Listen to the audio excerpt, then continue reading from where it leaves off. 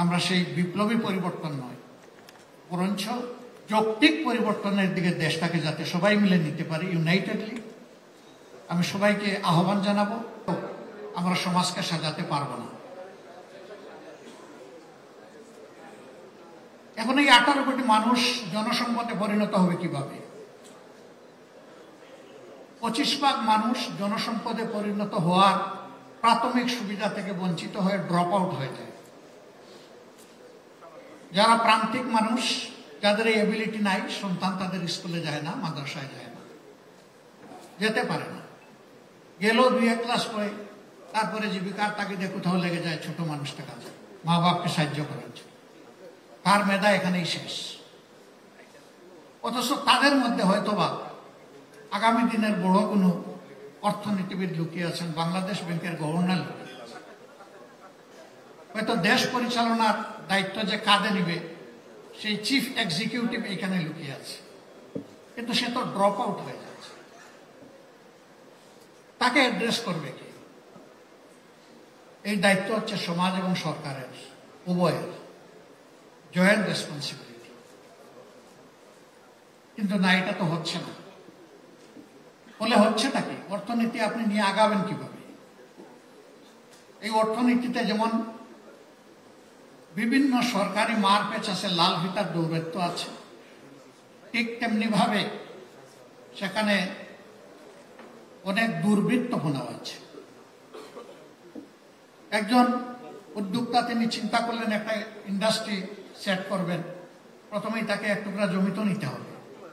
যেই তিনি জমি কিনতে গেছেন, হাজারো প্রবলেম তাকে ঘিরে ধরছে। যে জমিটা তিনি 1 মাসের মধ্যে সবকিছু সাফসফা করতে চান, 1 বছরে তিনি ক্লিন করে আসতে পারছেন না। একটার পর একটা জটিলতা তাকে বাধা দিচ্ছে এবং ক্ষেত্র বিশেষে এই দুর্বৃত্তপনা সহায়তা করছে রাষ্ট্র বিভিন্নভাবে। এটাও পরিষ্কার, এটা কোনো ব্যাখ্যার দরকার পড়ে না। তখন যে উদ্যোগটা তার 5 বছরের মধ্যে পূর্ণ সফলতার মুখ দেখার কথা, সেটা দেখা যাবে 10 বছর গড়িয়ে চলে গেছে। কিন্তু এখানেই বিপদে পড়ে গেলেন। তিনি ইতিমধ্যে ব্যাংক লোন ইন্ডাকশন করেছেন। এখন এটা অবভিয়াসলি যদি প্রপার ইউটিলাইজেশন না হয়, এই লোন তো নন পারফর্মিং হয়েই যাবে।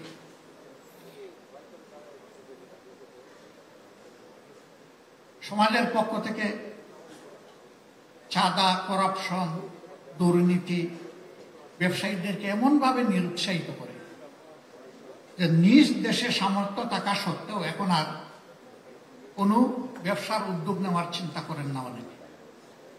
যেটা আছে এটাই বাঁচবে কিভাবে, সেই ত্রাহি ত্রাহি চিন্তা। আমরা যখন বিদেশি বন্ধুদের সাথে বসি, তাদেরকে আহ্বান জানাই, আসো। বলে কোথায় আসবো? তোমার দেশ তো স্টেবল না, তোমার দেশে তো লাল ফিতা, তোমার দেশে তো আমার জীবনের এবং আমার ফান্ডের হুমকি আছে, আমার ফান্ডের সেফটি ছাড়া আমি এখানে আসবো কেন? এরকম বহু দেশ আছে যারা আমাদেরকে এই কমফোর্টেবল এনভায়রনমেন্ট এসার্ট করবে। তোমরা এনভায়রনমেন্ট এসার্ট করো, আমরা আসবো। আমরা যখন বলি আমাদের হিউজ ম্যান পাওয়ার আছে, লেবার এখানে চিপার, ম্যানুফ্যাকচারিং কস্ট হবে তোমার কম, বেনিফিট তুমি বেশি করতে পারবা। বলে যে ম্যানুফ্যাকচার করতে পারলেই না আমি বেনিফিট করব, এই করার এনভায়রনমেন্টটা তো আমার লাগে।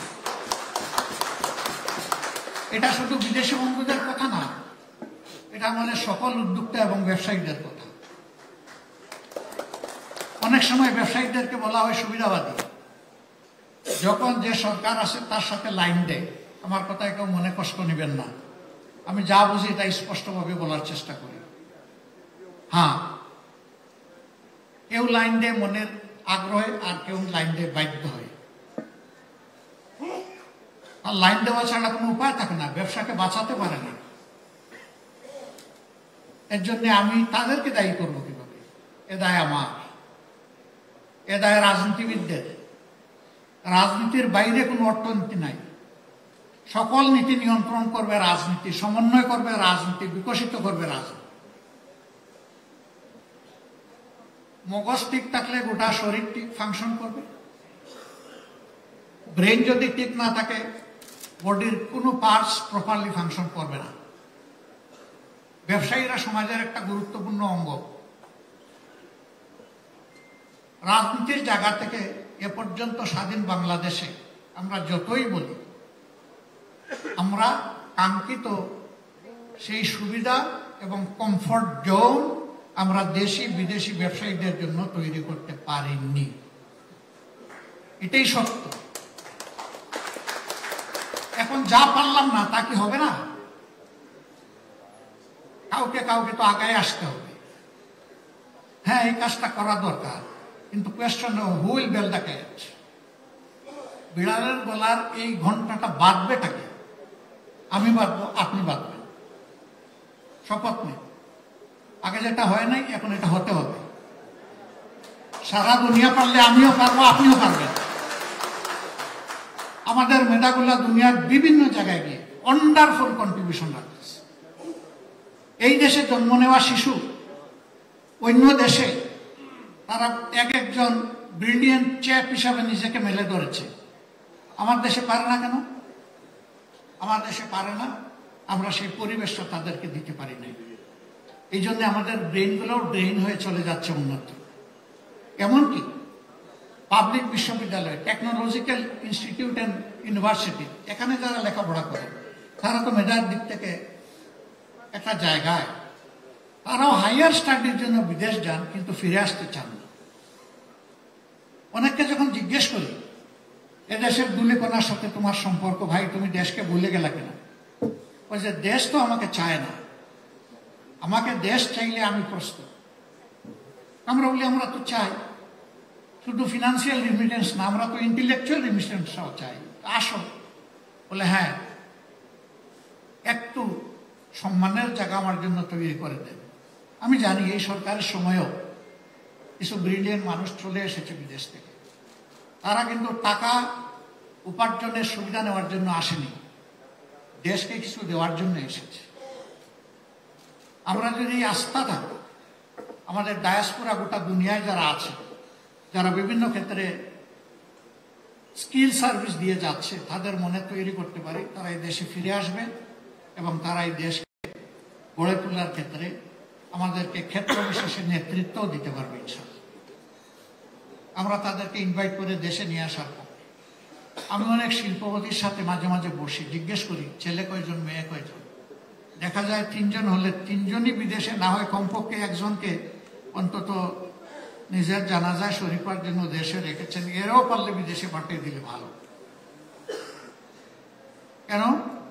বলে যে আমার সন্তানের নিরাপত্তা কোথায়? একেবারে সঠিক কথা। সমাজে এই নিরাপত্তা দিতে পারে না, এই জন্য সে আমার দেশ ছেড়ে চলে যাচ্ছে। আমাদের ফোকাস মাত্র 3টা জায়গায়। আমরা বিশ্বাস করি এই 3 জায়গা ঠিক হলে একটা সমাজ ঠিক। Number 1, education. সার্টিফিকেট প্রোডাকশনের এডুকেশন, প্রফেশনাল এডুকেশন দিতে হবে।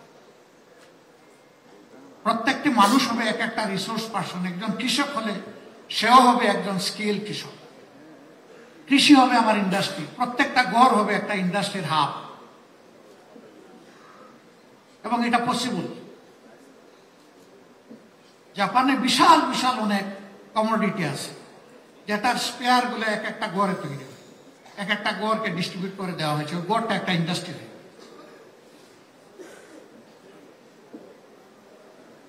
আমরা আমাদের এডুকেশনটাকে, ফখরুল ভাই বলেছেন যে আমাদের রেডিক্যাল রিশাফল করা লাগে, আমি একমত।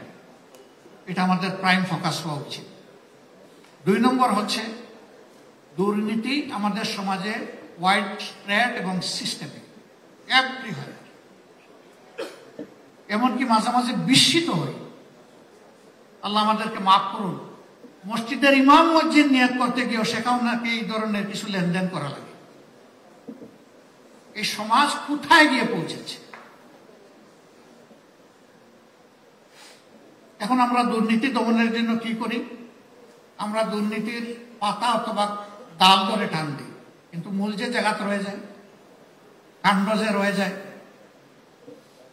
দুর্নীতি যারা করেন তারা নিজেও অন্য জায়গায় গিয়ে দুর্নীতির শিকার হন, এটা পছন্দ করেন না।